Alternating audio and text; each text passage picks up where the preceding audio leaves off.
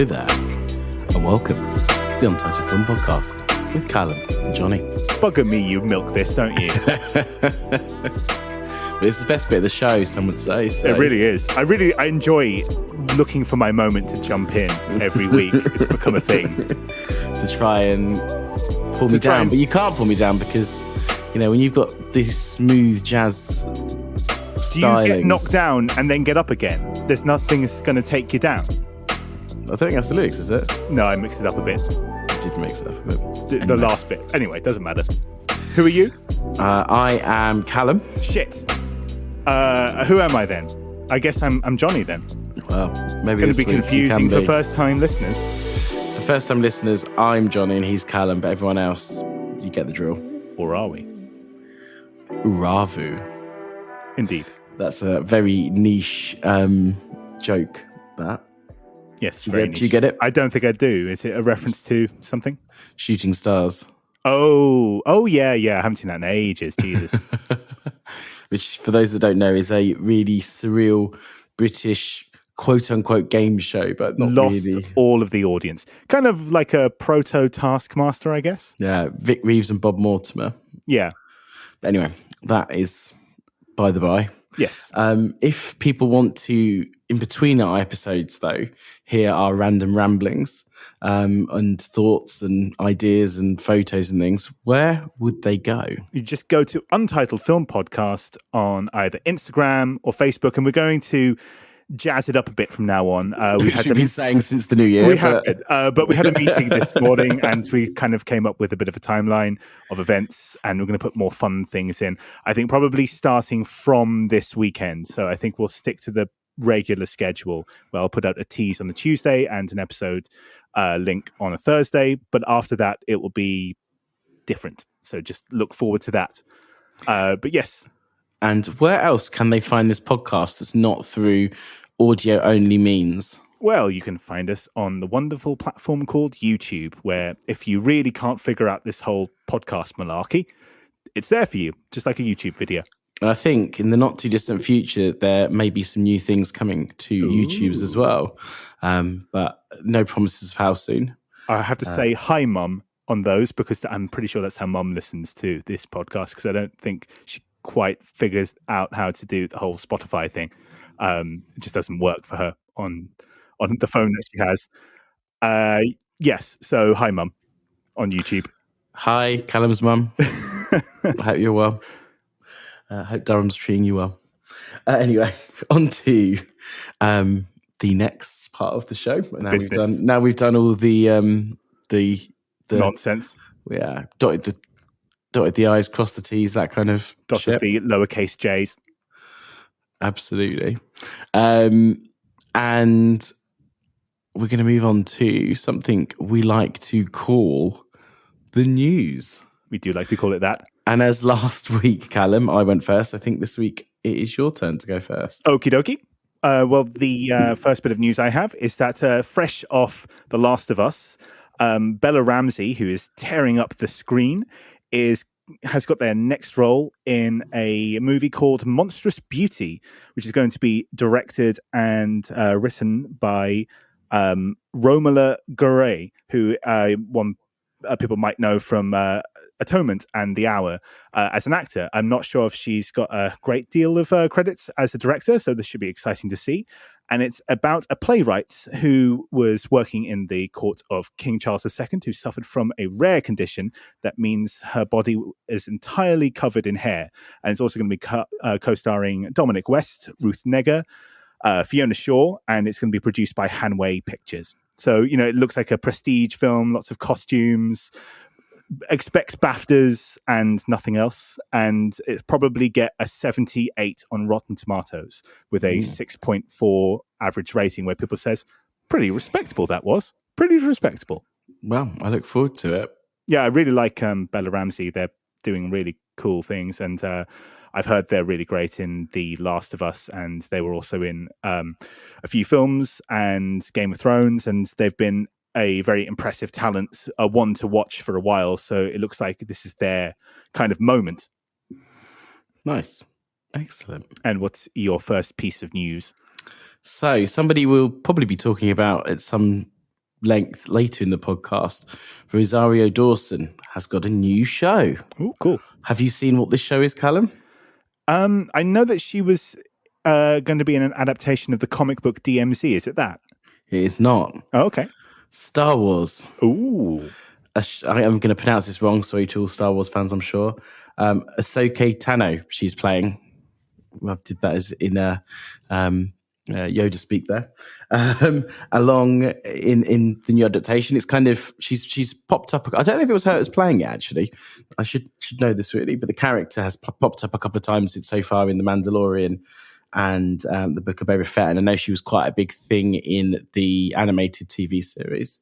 But she is back in her own show, also starring Mary Elizabeth Winstead, and there's some quite other big names. David Tennant, who's played this robot in things before, is back as a robot. Quite a few big people. It's coming to Disney Plus in August, and it's a continuation of their many Star Wars TV universes. They fucked up the movie franchise and don't seem to be able to make any more of those. Yeah, I think they're going to be taking a bit of a break from those just for a while until they can figure out how to best rinse it for all the money it's worth. If only they could do the same thing with Marvel. If only. Yes. But we don't want to get into another Marvel rant because it'll be a weekly occurrence. I think we should leave that till, because eventually Guardians of the Galaxy 3, that's just around the corner. We should probably save all our Marvel rants until then. Even if we end up really, really liking that film, it will still have a narrative sort of connection, a tissue, if you will. We'll see. I'm sure I can fit some Marvel rants in between now and then. So that's May, so that's just a month away. So depends if we scratch ourselves together to watch Black Panther 2 at any point. Yeah, we were going to do Black Panther 2. We have been saying it, but I've just cannot be bothered to watch it and have been putting it off and off and really off. And every week thinking work. Everything else to watch under the sun apart from it. So. Exactly. I found it really hard work, and I wouldn't recommend it. So that's a mini review there. Hard work, wouldn't recommend. Alrighty. So let's see. What do I have here?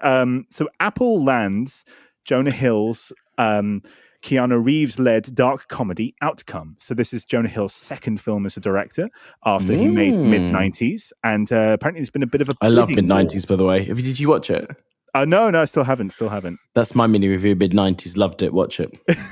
So this is a dark comedy penned by Hill and co-writer Ezra Woods, and it will star Keanu Reeves as Reef, a damaged Hollywood star who must dive into the dark depths of his past to confront his demons and make amends after he is extorted with a mysterious video clip from his past.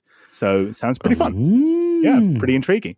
And apparently it was a bit of a bidding war, so Apple really went in hard. We've been talking a lot about Apple and their sort of more ambitious take on streaming. I think it's just they go for quality, don't they? And obviously occasionally they miss, but everything they go for, you can see why they've gone for it. When some of the stuff on Netflix, you're just like, really? Yeah, is this the show you're going with? Big old swing. I think that's always a good thing. And I think it is. I've just started season 2 of Schmigadoon, which is excellent. Oh, I still haven't seen that. Season 3 of Ted Lasso has been excellent so far. Better than I would say more consistently higher than season 2. Well, season 2 is a bit of a stumble for me, but my biggest takeaway from it though is that they seem to think West Ham is good in America and West Ham aren't good. But for anyone who knows anything a slither about but they football. do that a lot in Ted Lasso. There's a lot of Americanisms in the writing, and there's a lot of people saying, I'm just walking 5 blocks to my house. Like, what English person says that? No English person. But these are minor things, but still. Do you even know what West Ham is? Well, I'm not a sports person, so what do you think it is? I know it's a sports team, but they're not supposed to be very good. What kind of sport? I'm going to say the basketball. No, it's football. Okay. I know that much. I mean, it's a show about football. I'm not convinced that you do sometimes. Anyway. Although not as bad as you, that suggested that you could walk from Royal Holloway to, I can't remember it was like Camden or something in about 5 minutes. Did I? It would be, no, not you. Oh, you said you. Yeah, but the show you. Oh, I see. Duh. I was going to say, I don't remember that. That could have been a really funny sketch then. Yeah. You said you. Yeah, you. Who's on first? Not me. Who's exactly. Anyway, my piece of news number 2, and you know that it's a really top-notch week for news because I'm about to talk about box office. Way, this is where we lose everyone. Super Mario the movie is smashing. I know. Like animated movie records, and video game records. Like they reckon it's a good chance it could be the number 1 movie of the year. It's going to be a busy time for Nintendo licenses from this point on, I think. It's interesting, though, because it had quite lukewarm reviews. Like the reviews for it have not been anywhere near as good as, say, Detective Pikachu, which I know is a bit more niche. But and let's be honest, the animation doesn't look great, as does all it looks Illumination. Like an Illumination, yeah, exactly. But the characters are quite ugly.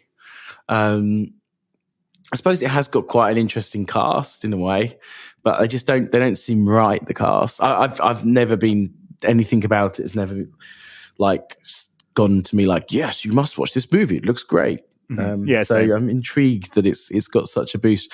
Be interesting to see if it has legs or not. I'd love to see a Metroid Prime movie, but I think that might be too niche even with this resurgence in interest. I could see it being like with Last of Us coming out, maybe a TV series of that would something be cool. like that. Yeah. That could work. It is interesting because obviously for years and years and years and years and years, no one could make a video game movie that was good or made money. And they seem to have like semi-cracked it recently between the Sonic movies, Last of Us, Detective Pikachu, this now. I don't know if... I suppose it's in a similar state to where we were in like the early 2000s when they comic book movies. Yeah, with X-Men. And you only had Blade sort of holding things up on his own since 1990s Batman movies. I think what they did with comics and they've done with this is that they've managed to take the characters and then maybe bits and pieces of story structure from video games / comics, but then build new stories and stories that work cinematically and work as film pacing. Oh, I guarantee you they've taken a traditional 3-act structure, hero's journey, and just put a few cosmetic touches to make the nerds happy.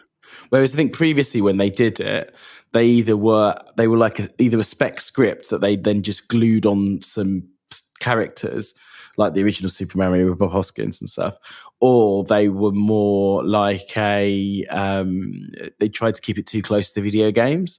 And I think that's probably where they went wrong, in that they didn't flesh them out properly as Have you ever seen the Jean-Claude Van Damme Street Fighter game? Movie? Yeah, that's something. That is something, but it is basically just a Jean-Claude Van Damme movie where they've kind of glued the Street Fighter aesthetic. The fact that they have Guile as the main character because it's the one that Jean-Claude Van Damme can kind of feasibly do, because he can't play Ken because he'd be a supporting role to a Chinese actor. So they make him an American character, even though he can't do anything but a Belgian accent. Yeah. The less said about that movie, the better. Well, quite. Anyway, but no, it's absolutely smashing the box office. Quite unexpected from me. But yeah. Well done to it. Well done to it indeed. So, Callum, I think that takes us on to the meat of the podcast. Yes, it does indeed. And the theme of this episode is going to be Kevin Smith. Because who's he? Well, for any sort of Gen Xer / elder millennial, he's sort of like the first guy you get into in indie films before you realise that there's a lot better stuff out there. Him and Tim Burton. And some of his films are pretty good. Tim Burton, indie? Well, in sort of that arty, I like cool movies sort of way when you're 14, Okay. And some of his films are pretty good. Some of them are pretty bad. Some of them are really bad. And then you get some that fluctuate somewhere in between. And we're going to be talking about the newest one. It's just come out on Amazon Prime here in the UK, Clerks 3, which he's been beating that dead horse for a while. And then we're going to pair it with his kind of his first foray, at least, into horror movies when he was trying to be a bit more ambitious in the early 2010s. I don't know if I would call it a horror movie. Well, we'll get into genre because it does seem to have a bit of an identity crisis. But that's, don't want to spoil the review. That's to come. So starting with Clerks 3. Should I take Clerks 3? I can do Clerks 3 if you want, and then you can do... Okay. So I think what needs to be said before I start with Clerks 3 is I think you need a slightly wider context. So Clerks 1 was Kevin Smith's first movie. It was shot at the convenience store that he used to work in, partially based on stories based around his customers, partially based around the kind of shit that Kevin Smith says, which is like rambling stories and thoughts about Star Wars, and kind of put into a day in the life of these two clerks in the grocery store. It then spawned what they call the View Askew universe. So Kevin Smith is from New Jersey, and he basically created this interconnected universe with characters and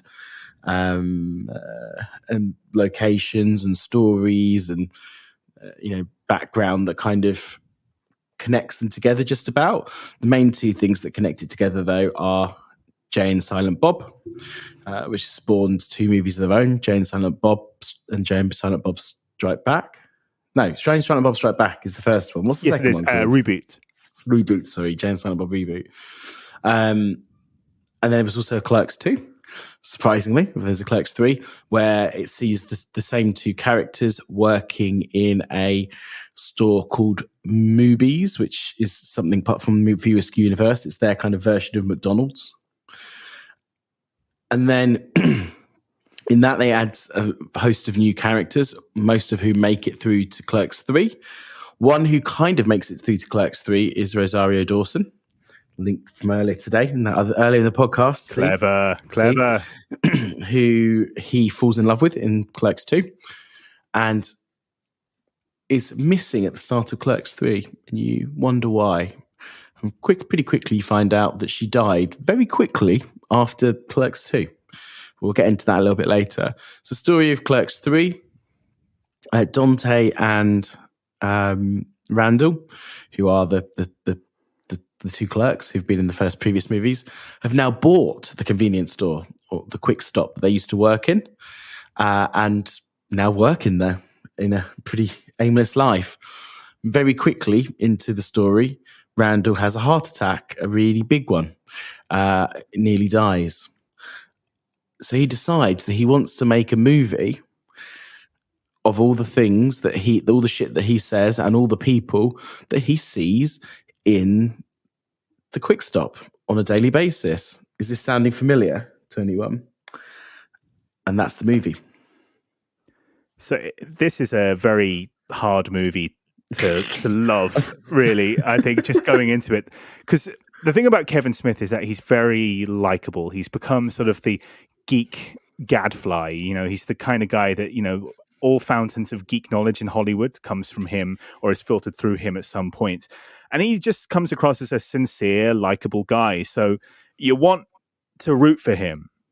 But he doesn't make it easy when he makes shit like this. So the problem with Clerks, just to put it into context of the first movie. The first movie was made on $20,000 when he was an aimless college dropout, and he decided to make this movie as a sort of last-ditch effort to make something. And, it broke out. It went to the Sundance Film Festival, and it was spiky and edgy. And the great thing about it is that it wasn't sentimental. It was just about these two guys talking, riffing on things. And at a time in the early to mid 90s, when this was sort of all the rage in American independent cinema, of real conversations of smart aleck guys just kind of talking about nothing and it being very funny. The problem with Kevin Smith is that his best instincts as a writer, he'll write very believable, funny dialogue, but he has also become more sentimental with age. And as people will know, or might know, that he's a massive stoner in real life. And which he wasn't when he started his career. He became one. Funny because it's kind of ironic. Around the Red State period, I think. Really. Yeah, because ironically he wasn't, but he wrote the characters of Jay and Silent Bob as stoners, and which he plays Silent Bob, and then became a stoner later on. And it's very much dampened his... I would argue when his output, the quality of his output dropped considerably. His output has gotten a lot worse. What I will say, though, is that his his sentimentality comes from a sincere place. This isn't like Ricky Gervais's Afterlife, which is cynical and is kind of made by a used car salesman who knows that if I push this button at the right time, people cry and I get all the blue rinses money. He's not a grifter like some people working using sentiment in their work. This all comes from an honest place, and he did have a heart attack, much like the character of Randall. And the actor who plays Randall, Jeff Anderson, he's not an actor anymore. He's not trying to be an actor. He had to coax him out of retirement in order to get this film. That's why the heart attack happens to Randall. That's why he gets the filmmaker plot. And it's just the shame about it all is that you want to like these people because you do like the original Clerks and you have liked films from Kevin Smith before. And there's a lot of goodwill going into it, but it can't paste over the cracks that this is not a movie. This is like some very boring person showing you their family photos. Like, this is one when my kid was just 2 years old. There's so many montages of people crying and hugging and learning that I just found myself going, oh my God, stop. Because I don't have a high tolerance for that. And I don't want to kind of go in too harsh because there's the odd good joke. You like seeing Jay, you like seeing Bob, even though they've got worse as actors because, like I said, they're not actors. The guys that play Dante and Randall, Brian O'Halloran and Jeff Anderson, you like them. So you want to go into it. And as Johnny said, Rosario Dawson is in it, but it's the way that they used her. They clearly only had her for a very short period. This didn't have a $5 million budget that the second Clerks film had. So they could only really get her for a day or two. So the way that they do it is they make her a kind of like a ghost that only Dante can see because she's dead.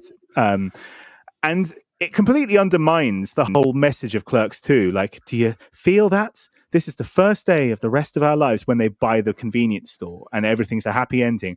Not only does she die, the child that she was pregnant with, actually, no, I think she may have given birth at that point, but her and the child die. So I think she died when she was pregnant. Yeah, I think you're right, actually. And so everything, it completely cuts the legs out. And unfortunately, it does make for a sour note at the end when they decide to do something that we can't spoil, where there seems to be a Dante ghost, Rosario Dawson. Dante says, live your dreams, Dante. And then the end of the film is quite antithetical to that message. It's a very confused film about what it wants to be. I think in a way I would just prefer Kevin Smith to make a half-an-hour montage with him crying over the top going, this is when I made the first Clerks. I was so young then. And this is when I made the second. I would have much preferred that. Sincere though it may be, I just don't have the stomach for hugging and crying and learning. That's why I much prefer Seinfeld to a lot of other comedies. I just don't have that strong stomach for this kind of rampant sentimentality. But Johnny, what did you think? I liked it more than you did. Yeah, I think that's quite plain to see. How do I describe how I liked it without giving it too much credit, but without being too mean? I think there's the bones of an okay movie there. I think one of the things that really has taken me back about the last 2 or 3 Kevin Smith movies is, and especially considering I thought he was getting better at this, is I think they were really poorly shot and poorly edited and poorly put together. They almost felt like movies that someone made and put on YouTube. Like they felt like, like a 90-minute fan fiction almost. Whereas this did feel to me like a proper movie. So I did think it was a step forward in that point of view. There's a part of me that quite liked it, and if it had worked better, would have quite liked the meta-ness of the script. I actually thought that was fun. And yeah, obviously it's such a fan service movie. It is for his fans. It's not for anyone else. And I think you need to take that into account to an extent. Having said that, it doesn't work as a whole. It doesn't work. It is. It's not funny enough for a comedy. It's not serious enough for a drama. It doesn't really. It has a bit of an identity crisis. Does it want to be this kind of serious movie about a guy almost dying, and then another guy who's girlfriends died and then both having a bit of reckonings in their lives and trying to put it back together and, doing that by making this movie? Or does it want to be a Kevin Smith comedy like the first couple, which are a bit gross and a bit silly with a couple of heartwarming moments maybe? Or does it want to just be fan service? Does it want to be a 1 hour fan fiction? And I think that's the problem. I don't think it quite knows what it wants to be. And because of that, it has an identity crisis. And then I think it really starts to come unstuck towards the end. And I think the end just doesn't work for me. I think, like you said, it's kind of telling you like, oh, it's these people, they're doing a new start, they're doing bloody, bloody, blah. And I don't want to give the ending away, but the ending doesn't fit in with that philosophy very well. And it doesn't really connect with his life. And the only reason I can think they did the ending they did was because it finishes off a trilogy. But that's a really lazy reason to do what they did at the end of it. So I don't think it doesn't hold together. It doesn't work as a movie. But I did laugh a few times. I do enjoy watching those characters, and I do think it felt more like a movie than a lot of Kevin's. Like Jay and Silent Bob Reboot did not feel like a movie. It felt like clips of fans. It felt like Kevin managed to go, oh, I've got Ben Affleck in the room for 2 hours. Let's do something fun with Ben, and then I've got so and so in the room for 2 hours. And it just didn't work as a movie. It didn't look good. It looked like something someone would have done as a skit for SNL or on YouTube or something. Whereas this did feel like a movie, just not a very good one. So it's funny you should say that you felt this one felt like a movie, because I really didn't feel it did. I felt like it, it was long, boring conversations. That's a Kevin Smith movie. And I know that is Kevin Smith, but usually, at least when at least prior to Weed, his conversations always drove onto the next scene. So even in Clerks, they're talking about nonsense about Star Wars, but then it goes on to, did you know that my old girlfriend is getting married? It at least kept to a 3-act structure. He knew how to cobble together something which was coherent. I remember texting you after this was done going, this is the most boring thing I've ever seen. It just, nothing seemed to connect to anything. And it just felt like... I don't know if I'd agree with it being that boring. Yeah, I mean, it's a short movie. I did think it could be shorter, but I don't think I thought it was boring. Yeah, I'll give it that the length is kind of, it's a snappy sort of 80-something minutes. So, and I've never felt bad about Kevin Smith, the editor. He knows, unlike, say, Robert Rodriguez, who also edits his own movies, Kevin Smith knows how to usually, at least, make a coherent film. And that's something I can give him. And this is coherent. It's just, I just found it really dull and sort of like, and the only thing I can give him really is that, well, he means this. And I remember saying to you, it's very sincere about Jay and Silent Bob Reboot. I felt like it was nice to see a Gen Xer where every kind of Gen Xer and Boomer seems to be like, oh, this generation of young people is the worstest generation ever. It was nice to see a director who's like, you know what? This group of young people, they're really cool, aren't they?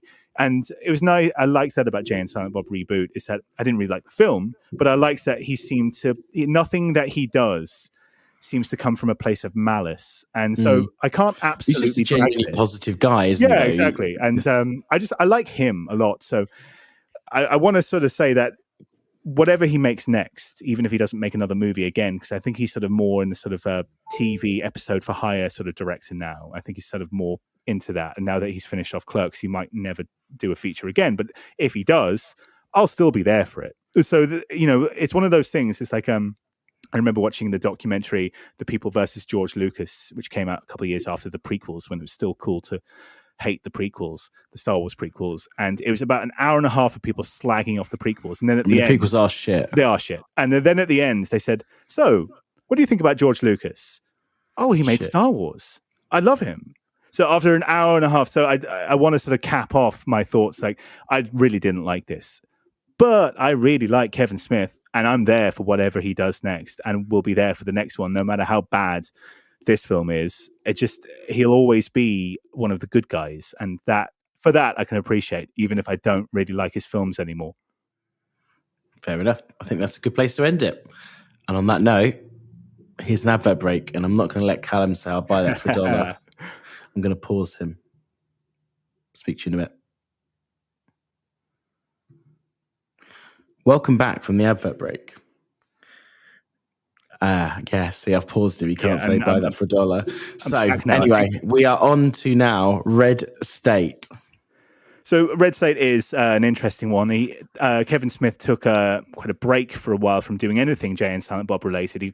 For a while, he had some ambitions to try and do something a little bit different. And this film is Red State, set in the heartland of America, Middle America. A group of teenage boys, they discover a website where they think that they can have sex with a lonely middle-aged woman. And, they're being stupid teenage boys. They decide to take this person up on their offer. And all throughout the start of the film, it's you see a protest group, a hate group, similar to Westboro Baptist Church, but the implication is that they're 10 times worse. Well, it's kind of Westboro meets Branch Davidians, yes. Almost. And so they're called Cooper's. They're part of Cooper's Dell, and the main guy, played by Michael Parks, is a guy called Aben Cooper, who's sort of like the patriarch of this horrible family of people who protest soldiers' funerals and use horrible slurs against gay people. And it turns out that when these teenage boys go to meet this woman, soon as they have a drink, she gives them some drinks and they fall unconscious. The drinks have been spiked and they wake up and they're all in. One of them is in a cage. Two of them are tied up in the basement. And Aben Cooper is there in Cooper's Dell, where they all are, about to deliver a sermon about how God hates that slur against gay people, which I won't say. And there on the cross in the middle of the room is a homosexual man that they've kidnapped, and they're about to murder him. And this is Kevin Smith's first foray into, like we said, kind of a horror movie, but then at about the 1/3 mark, clearly this is influenced by Fargo. It's very influenced by Fargo much in the same way that Fargo changes its protagonist about half an hour, but a third of the way into the movie. That's when John Goodman shows up as part of a kind of a special ATF, alcohol, agent. Tobacco, and firearms, and they're about to, based on the tips that they've been given because of a shooting there at Cooper's Dell, they have to investigate, and it all goes very wrong in a sort of Waco-like manner very quickly. And it's about at that point when the genre goes, are we an action movie? Are we a horror movie? Who knows? We're all the exploitation movies. So, Johnny, what did you think of Red State? The first thing that I need to say is that don't forget, Callum, that you are in this movie. Yeah. So this has been a running gag for a while. Callum plays a character called Billy Ray that's one of the three young lads. And yeah, so check it out. He is in this movie. I'm told that I look a lot like Nicholas Braun, which I'll take. I like Nicholas Braun a lot. Succession. Slightly schlubbier Nicholas Braun, yeah. Some would say. Some would say accurately. Yeah, well, I mean, Nicholas Braun's pretty gangly, I suppose. He's taller. He's like 6'5" or something like that, and I'm not that tall. But anyway, you are Nicholas Braun. But anyway, it's about the first thing he's ever in. But anyway, what did I think? I have seen it before. Saw it when it first came out. I watched it again for this. I've seen it a couple of times in between, which would indicate that I don't dislike it. In fact, I quite like it. I actually think it's Kevin Smith's most interesting movie. I don't think it's his best movie. That's Chasing Amy. But I think it's his most interesting movie from a point of he's never really done anything else that's like it since. Because as you say, it kind of starts off as a horror movie in that, three lads go out into the woods and get captured by some people. And then it turns into a bit action, there's a bit of politics thrown in there as well. There's a bit of, it does a few different things. It's a bit genre. I don't know if I want to quite call it genre bending. It's not quite everything everywhere all at once. Maybe it does one, then kind of does the other. It also does some very interesting things with the camera, which is Kevin Smith's not known for. He's normally known for plonking the camera down and recording people talk.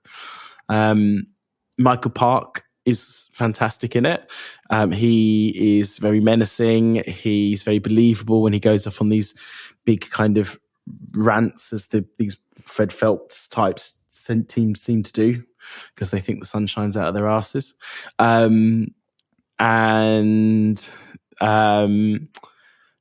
John Goodman's great in it. Ooh, some of the secondary acting's a bit so-so in points. I'm not Melissa Leo's biggest fan either. Never been a Melissa Leo fan. I don't like her.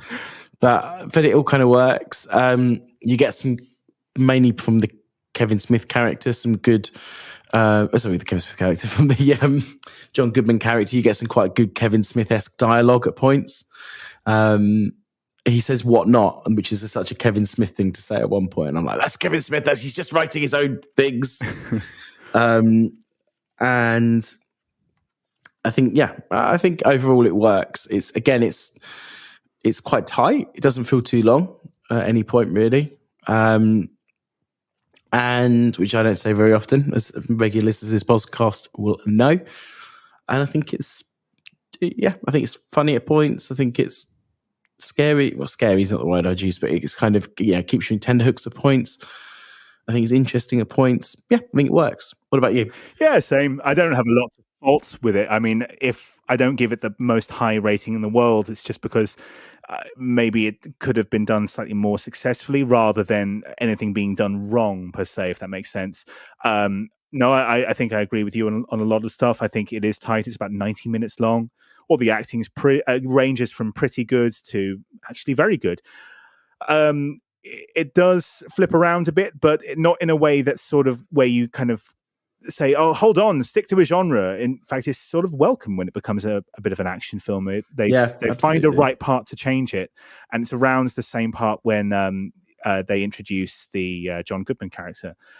I think everything about it, I like that it's... it seems to be a proper exploitation movie. So I think he was influenced probably a bit because I know he's friends with Quentin Tarantino. And this is around just not long after he did Grindhouse. Quentin Tarantino did his half of Grindhouse, Death Proof. Problem with Death Proof, though, is that it's never felt like a proper Grindhouse film. No matter how many grainy filters he puts over it, it just doesn't feel... It's too high budget. Too high budget. And it's just too boring, frankly. But I think Kevin Smith is nothing if not, he's influenced by the Coen brothers a lot here. He's influenced by his old friend Quentin Tarantino. And I think that he's made a more successful Grindhouse film. It has an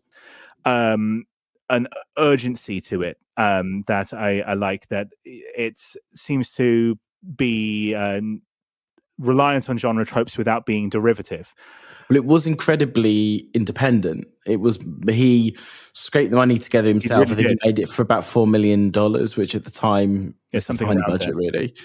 Considering the level of actors in it as well, like Goodman would get a bit. And he's a guy like he's got a lot of goodwill in Hollywood. People like him. As we mentioned before, he'll get a lot of work throughout his life just because people like him.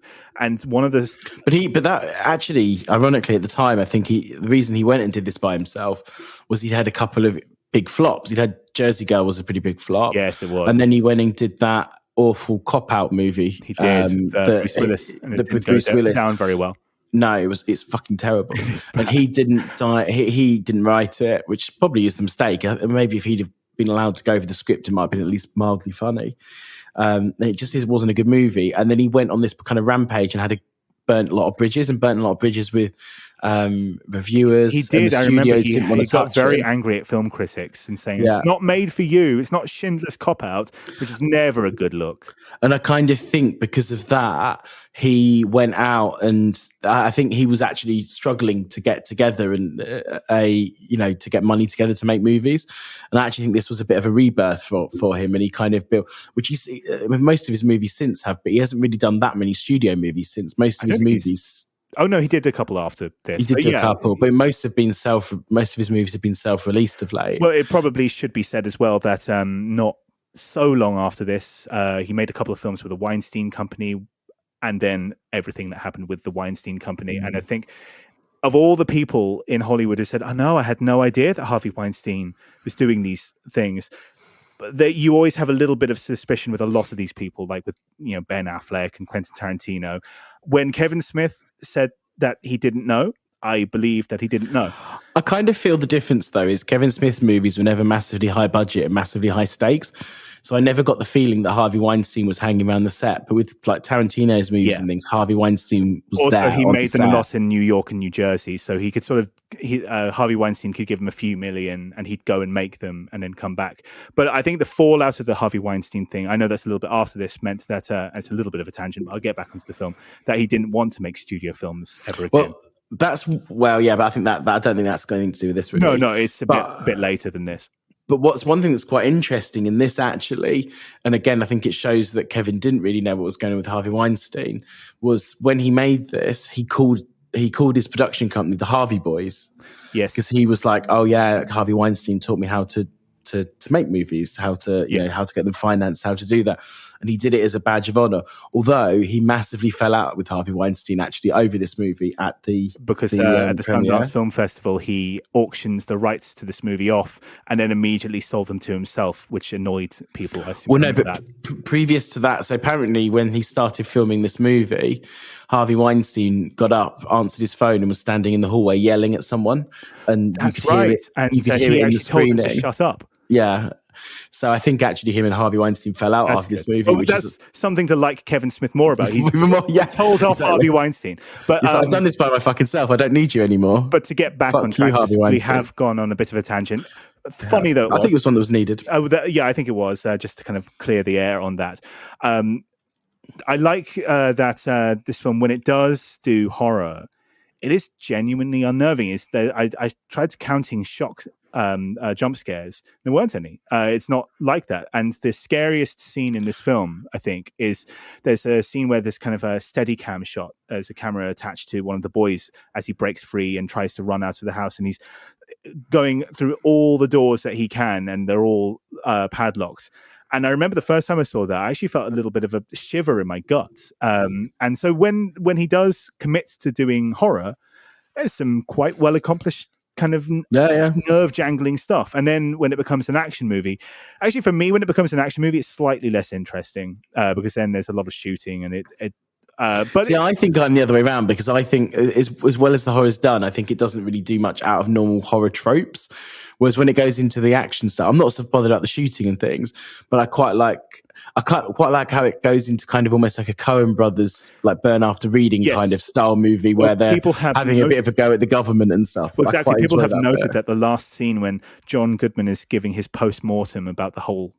it's lifted right out of Burn After Reading, which is like 2 years prior. Yeah, exactly. And the whole thing about introducing John Goodman at the 40-minute mark or whatever it is, that's, he was watching Fargo going, I'm going to do me some of that. Mm-hmm. But it seems, again, sincerity has been the word of the day, and we don't get the idea that Kevin Smith is trying to pilfer the Coen Brothers. I think he just genuinely likes their films and said, I think I can do something a bit like that, So again, it's not out of some desire to sort of, snake their ideas. I just think that he likes those films. And I always think it felt like for his whole career, he'd made Kevin Smith movies. And it was like he went, you know what, I want to make a movie of all the stuff that I really enjoy and just throw it all into one movie. And he kind of, that's what he did. And it's a bit of a melting pot. That's why it's sincere. Although you could say, oh, well, that's stolen from horror and that's stolen from Coen Brothers and that's stolen from... I don't think it is that. It's just they're the things he's interested in. And he's just sat down one day, probably in about 10 days, knowing him, and just bashed out this script and gone. Absolutely. There's a chef's kiss. Another tiny flaw and actually all of Kevin Smith's, even his good films, have this overwritten dialogue with the speech that Michael Parks gives near the beginning.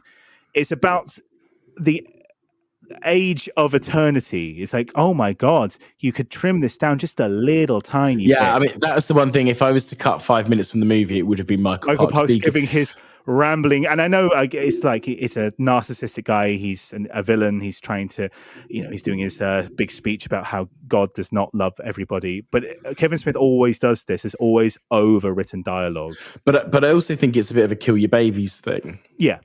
In that I'm sure Kevin just was watching it going, I can't cut any of this. I fucking love it. Absolutely. He's just so good. Blah, blah, blah, blah, blah. And I think that's part of that it. Comes from that sincerity. He just he loved watching Michael Parks work. And again, it's really hard to dislike the guy. It really is. Like, you can't you can't dislike him. Even if you really dislike one of his movies, he's just a genuine dude. I agree. No, I think although it's flawed and it's not like perfect, and like you say, the dialogue's not great at times. Although overall it's good. The acting, there's a couple of holes, but overall it's good to great. It's maybe a little tonally whiplashed and kind of feels a bit two movies put together at times, but also that's quite fun as well because you don't get bored. And it's nice and tight. And yeah, there's not much wrong with it. Like you say, I'm probably not going to give it. We'll come to scores in a bit, but it's probably not going to be a 10 out of 10 for me. I would guess. And like I said, it's not. That's because I think it's missing. It does feel like it's missing a little spark. It does feel like it doesn't just 100% gel together perfectly. It's not that it's missing anything in particular. It does all the things right. It's just there's something that it doesn't quite go up to the line. You want it to be a bit more. It's like buying a £2 pizza from a supermarket versus going out to a restaurant for a nice pizza. Yeah. All the ingredients are there. It still tastes pretty good and you're still going to be fairly happy at the end of it. But you can be happier. Yes, exactly. Exactly. I think that's right. Whereas maybe Clerks 3 is more like you've got a bit of bread and put some tomato ketchup on it and throw in some cheese on it and throw it in the oven and hope for the best. Yeah. To use to make that analogy and take it to stretch a metaphor. Exactly. Anyway, I think that probably brings us on to the scores on the doors. Another Shooting Stars reference there. Full of them today. So Callum, what's your wrap up summary and score out of 10 for Clerks 3? I'm going to have to be quite harsh. I really didn't like it. And it's got worse the more I think about it. And the flaws are just magnified the more I think about it. And I really wanted to like it because of how much I like the characters and have goodwill for this history and how much, Clerks meant a lot to me growing up. And now it's dead to you. It's not dead to me. It's just the Clerks will always be good. But this is the product of a man who wants to show you his baby pictures and where you're really bored and go, oh, yeah, baby. Oh, lovely. Yeah. Oh, it's a 3 out of 10, I think. Wow. Yeah, I just really didn't like it. I didn't want to see one more montage of someone crying. And, I know you mean it. You're not Ricky Gervais, okay? Thank you for not being Ricky Gervais. But still, Jesus Christ, man. Jesus, enough of the crying and the hugging and the learning. Well, I liked it a lot more than that. I thought it made me laugh at times. I like the sincerity of it. I like the characters just from history. I thought it was fairly well put together until the last act. I think if you are a Kevin Smith fan, you'll probably find something to like about it. So on that basis, I'm going to give it a 5 out of 10. So, not world-beating score, but I think it's fine. And that's closer in line with the critics who got a 50 on Metacritic. Exactly, because I'm always right. Anyway, on to Red State. What is your summary and your score for Red State? It's a very likable genre, a flipping movie that seems to take a bite out of their exploitation apple and do it a lot more accurately than the film's purporting to be so, from Messrs. Robert Rodriguez and Quentin Tarantino, the Grindhouse films. Solid performances. The action is solidly handled, which is something that's not usually said from Kevin Smith, and uses camera work in some clever ways, which he doesn't usually do and probably won't do again afterwards, to create some pretty decent nerve-jangling moments. So I think a 7 overall. Yeah, I would agree. I think it's fairly tight, overall well acted, interesting story. It's really Kevin kind of, I feel like, blowing some cobwebs off. Interesting camera work, like you say. It has that kind of like low budget horror feel about it that I feel like now if someone made this film, it would be released by like Blumhouse or A21 or that kind of thing. And A24. I think A24, sorry. And I think, I could see it coming out from someone like that. So again, I'm going to give it a 7. I'm between an 8 and a 7. But I do think if we had halves on this podcast, which we very much don't, it probably would get a 7.5 in my head. It's just a bit rough around the edges. And I think that's quite consistent with a lot of, you don't watch many $4 million horror movies and go, that was absolutely perfect. Yeah. There's nothing outside of like Get Out and things. Constructed masterpiece that $4 million horror movie was. Exactly, because you don't have time to do 10 takes. You don't have as much long time in the edit suite. You have to kind of cut and edit around things and stuff. And so there is always going to be some level of, your secondary actors might not be the best. So you're always going to have some level of compromise. And I think for the movie that it is, as I say, I kind of think it's his most interesting movie. And I definitely think people should watch it. Yes, agreed. Very much agreed. It's a very likable film. Absolutely. So, after our Kevin Smith-a-thon, why don't you all go on Instagram and tell us what you think? Have you seen Red State? Have you not seen it? Do you like Kevin Smith? Do you know who Kevin Smith is? Are you going to go out and watch Clerks tonight for the first ever time? Good luck finding it. You'll find Clerks 3. I'm not sure where Clerks 1 and 2 is. Yeah, please don't watch Clerks 3 without having watched at least one first. Yeah, you could be very confused. And disappointed. Anyway, thank you one and all for listening again. I hope I haven't been too croaky this week as I'm still slightly suffering. But yeah. Yes, thank you everyone for listening. Cheerio and bye. See you later. Bye.